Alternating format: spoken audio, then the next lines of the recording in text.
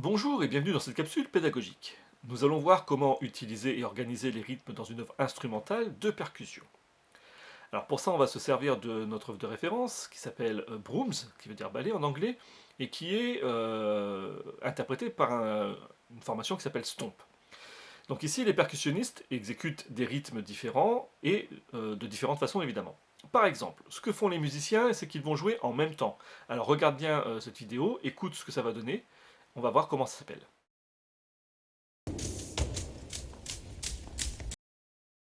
Donc ici, on voit qu'ils jouent en même temps, donc on va appeler ça de l'homorythmie. Peut-être que ça te dit quelque chose, on a déjà vu dans une autre séquence.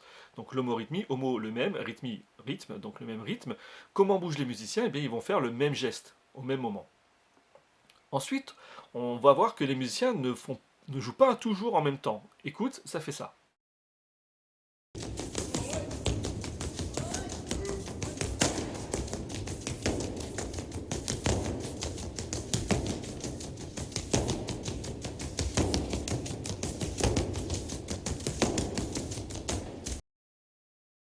Voilà, donc ici, tu peux constater que les musiciens n'ont pas tous le même rythme au même moment.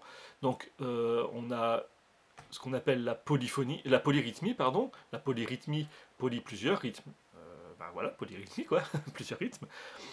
Et donc, qu'est-ce qu'ils font? Ben, ils font des gestes différents, évidemment, puisqu'ils ont chacun leur rythme à faire, donc ce sera un geste différent. Maintenant, il se peut qu'ils jouent la même chose, mais en décalé. Regardons.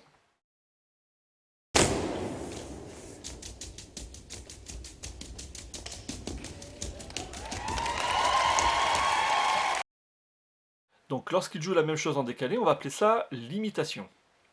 Et quand ils font une imitation, ben, qu'est-ce qu'ils font? Comment ils bougent? Eh bien, tout simplement, ils vont faire le même geste, mais décalé dans le temps.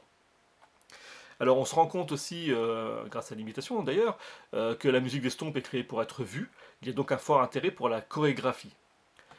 Les gestes et les déplacements sont donc aussi importants que la musique.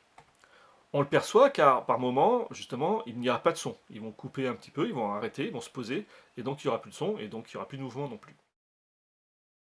Voilà, eh bien merci d'avoir regardé cette vidéo, et à bientôt.